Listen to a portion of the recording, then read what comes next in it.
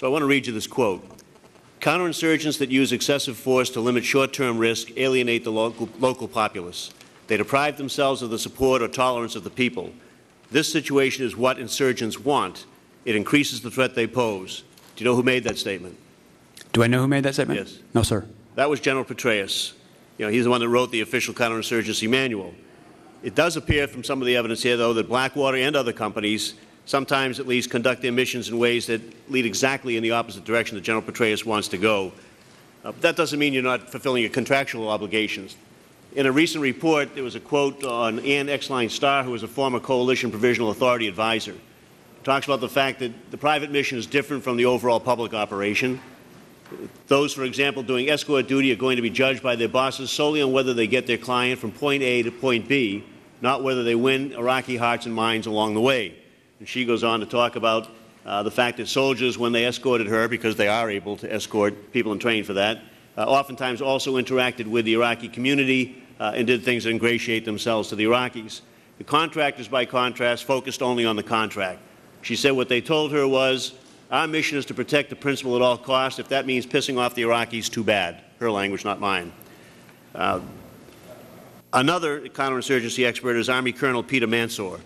Earlier this year, he made a statement about private military contractors, and he said, if they push traffic off the roads or if they shoot up a car that looks suspicious, they may be operating within their contract, but it is to the detriment of the mission, which is to bring the people over to our side. So when we look at Blackwater's own records that show that you regularly move traffic off the roads and you shoot up cars, in over 160 incidents on firing on suspicious cars, we can see, I think, why the tactics you use in carrying out your contract might mitigate against what we're trying to do in the insurgency. Retired Army officer, and actually is a conservative analyst now, Ralph Peters, he was more blunt about it. He said, armed contractors do harm COIN, counterinsurgency efforts. Just ask the troops in Iraq. We've had complaints from military leaders over and over again that the way that some contractors operate in Iraq are causing danger and anger against the United States forces. Let me give you one example.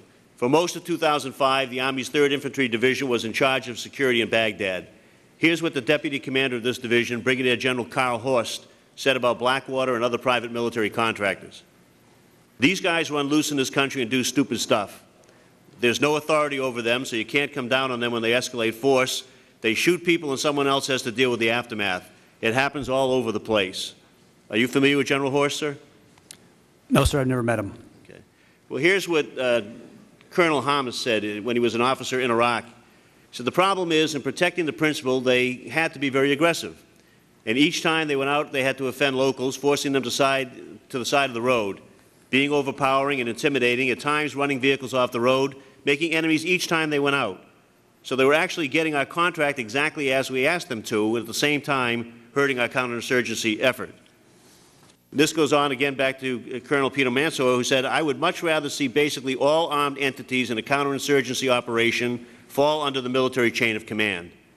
And the CENTCOM Commander, Admiral James Fallon, who we all know now for his current work, his quote is, my instinct is that it's easier and better if they were in uniform and working for me. Can you see and appreciate, Mr. Prince, why there might be some contradiction between what we're asking your organization and others like it to do under the contract as opposed to what we're trying to do as a military force on counterinsurgency? Sir, I understand the challenges that the military faces there. Like I said before, there's 170-some companies doing business in Iraq. Most of those security contractors are DOD.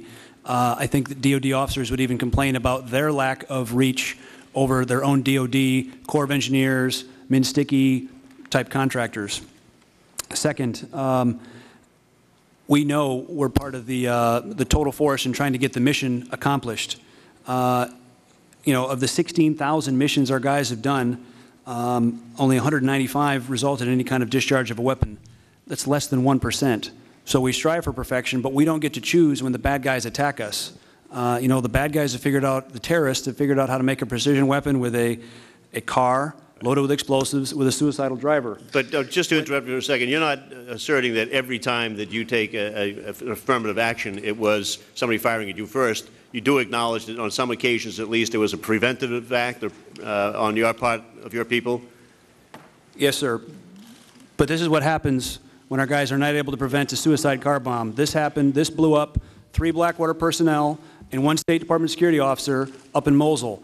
It tossed a 9,000-pound armored Suburban 50 feet into the side of a building, followed by a whole bunch of small arms fire from the rooftops. A very serious ambush, killed 4 Americans that fast.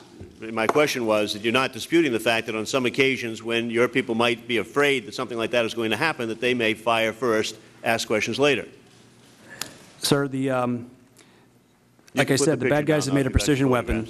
The Air Force has a system called a DIRCM, Directional Infrared Countermeasures. It's used to break the lock of an incoming surface-to-air missile. Shines a laser in the seeker head, the missile breaks lock, and it veers away. We have to go through a use-of-force continuum to try to break the lock of this potential deadly suicide weapon.